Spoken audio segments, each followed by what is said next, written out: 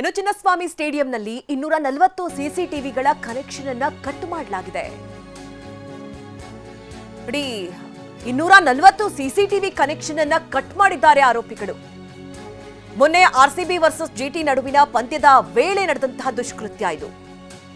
ಪಂದ್ಯದ ದಿನವೇ 240 CCTV footage feed ಬಂದಾಗಿದೆ. ಈ ವೇಳೆ ದಿಕ್ಕೇ ತೋಚದಂತಾಗಿದ್ರು ಬೆಂಗಳೂರು ಪೊಲೀಸರು. ಸ್ಟೇಡಿಯಂ ಸುತ್ತಮುತ್ತ ಇದ್ದಂತಹ ಪ್ರವೇಶ ದ್ವಾರದಲ್ಲಿ ಹಾಕಿದಂತಹ ಸಿಸಿಟಿವಿ ಫುಟೇಜ್ ಸಿಗಬೇಕಾಗಿತ್ತು. ಆದರೆ ಎಲ್ಲಾ ಸಂಪರ್ಕವನ್ನ ಕತ್ತರಿಸಿದ್ರು ಮಂಜುನಾಥ್ ಹಾಗೆ ಅಬ್ದುಲ್ ಕಲಾಂ.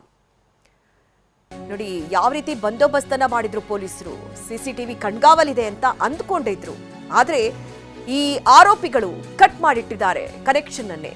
ಆರೋಪಿಗಳ ವಿಚಾರಣೆ ವೇಳೆ ಸ್ಫೋಟಕ ಸತ್ಯ ಬಯಲಾಗಿದೆ. ಸಿಸಿಟಿವಿ ಕಂಪನಿ ಸಂಬಳ ನೀಡದ್ದಕ್ಕೆ ಖತರ್ನಾಕ್ ಸ್ಕೆಚ್ ಹಾಕಿದ್ದಾರೆ ಆರೋಪಿಗಳು. ಸಿಸಿಟಿವಿ ಕನೆಕ್ಷನ್ ಕತ್ತರಿಸಿದ್ದಾರೆ ಮಂಜುನಾಥ್ ಹಾಗೆ ಅಬ್ದುಲ್ ಕಲಾಂ. ಸಿಸಿಟಿವಿ ನಿರ್ವಹಣೆ ಮಾಡ್ತಾ ಇತ್ತು IVS ಸೊಲ್ಯೂಷನ್. ಸಂಬಳ ಕೊಡ್ತಿಲ್ಲ ಅನ್ನುವಂತಹ ಕಾರಣಕ್ಕಾಗಿ ಈ ಸಿಸಿಟಿವಿ ಸಂಪರ್ಕವನ್ನೇ ಕಡಿತಗೊಳಿಸಿದ್ದಾರೆ.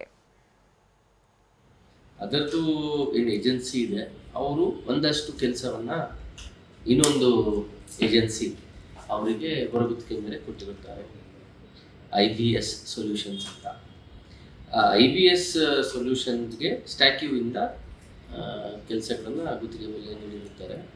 IVSನಲ್ಲಿ ಕೆಲಸ ಮಾಡತಕ್ಕಂಥ ಇಬ್ಬರು ಸಿಬ್ಬಂದಿಗಳು ಮಂಜುನಾಥ್ ಮತ್ತು ಅಬ್ದುಲ್ ಕಲಾಂ, ಇವರಿಬ್ಬರು ಅವತ್ತು ದಿನ ಸರ್ವರ್ ರೂಮ್ಗೆ ಕೆಲಸ ಮಾಡುವ ನೆಪದಲ್ಲಿ ಹೊರಗೆ ಹೋಗಿ ಅದನ್ನು ಮೇನ್ ಕೇಬಲ್ನ ಕಟ್ ಮಾಡಿರುತ್ತಾರೆ.